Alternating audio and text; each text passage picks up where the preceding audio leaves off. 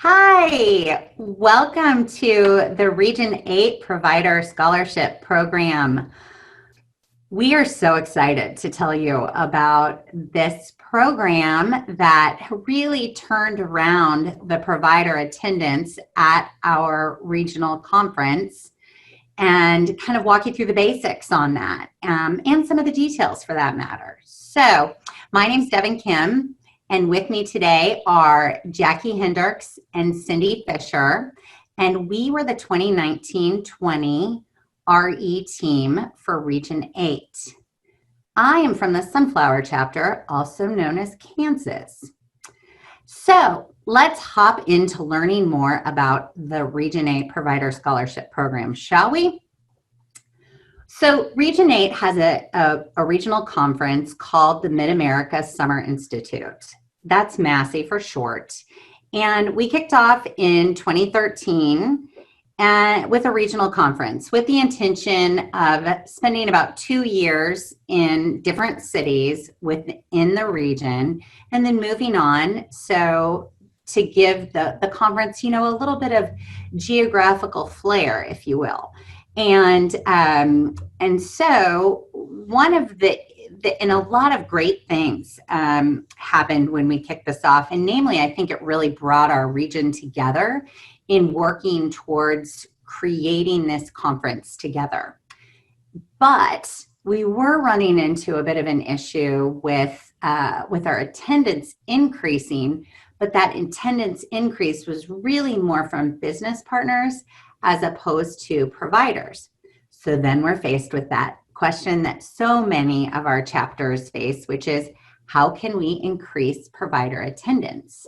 So we worked on providing a scholarship to our providers, and we kind of went about it one way to start out with, and then rebooted that and started providing it in a new way.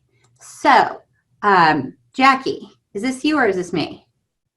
It's you still. Okay, that's what I thought. I was just testing you, really. Gotcha. I know. So our legacy scholarship program. Let's talk about that. So we started this.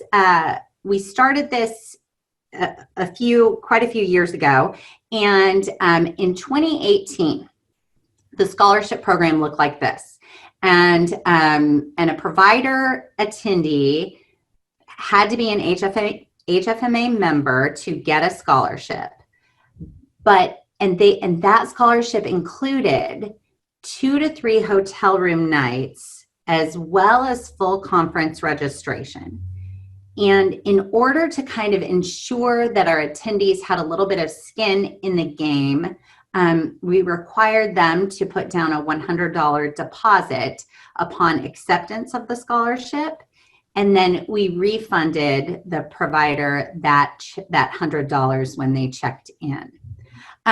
So 38 scholarships were bestowed under this program. And here's the crazy thing about this program. Seems like maybe it would be handled at the regional level, but it wasn't.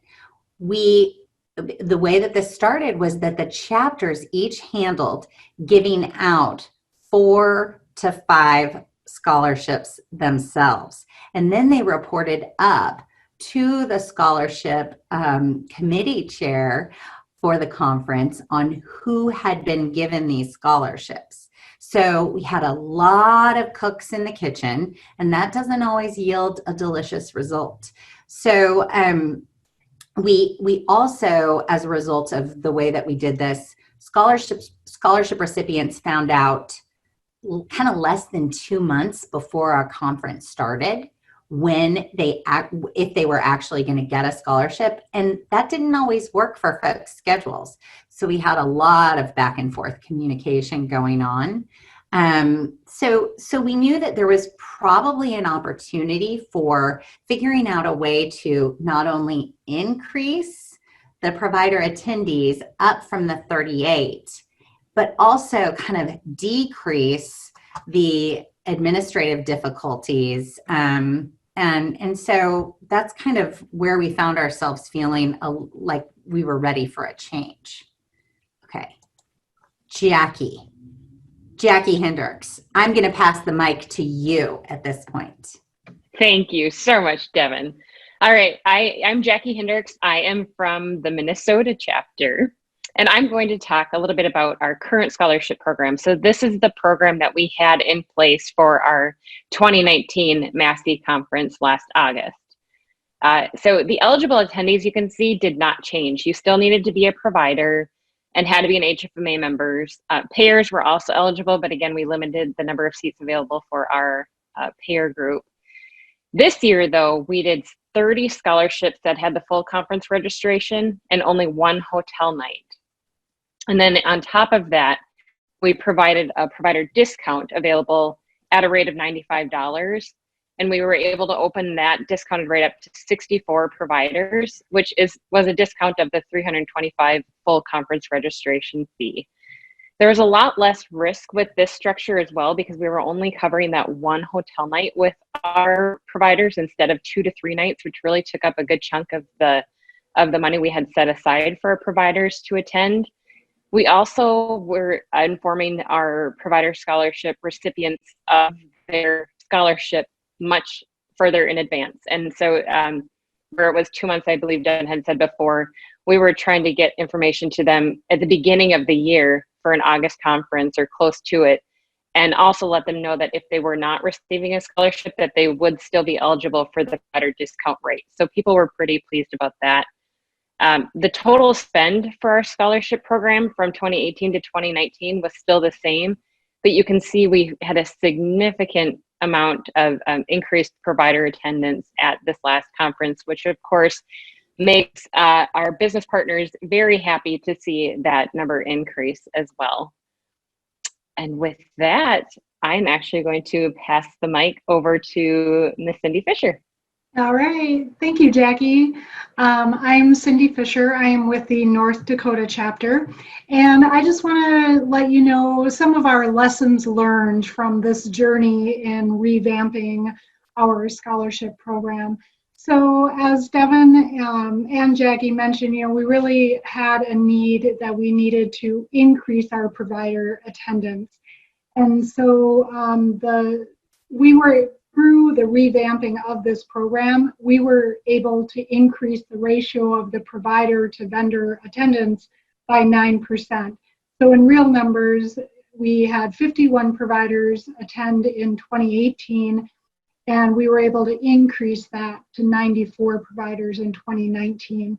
So a really good increase, and we were looking forward to having an even greater increase this year, and that isn't going to happen, but we're really proud of the increase that we did see. One of the other lessons learned is that having that $100 down payment to incentivize people to really have some skin in the game really was not beneficial, and as was mentioned, it really was a bookkeeping nightmare. So it really wasn't as beneficial as we thought it would be. But what we did find was very beneficial was shifting those dollars, the scholarship dollars that we had set aside in our budget, and shifting them from paying for nights of hotels to having scholarships or being able to offset that registration discount for providers.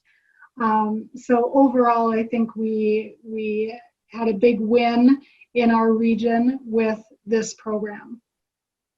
So that's a little bit about our program, and we of course are available as resources to anyone who has any questions about how we implemented this. So please feel free to reach out to us. Thank you for your time today.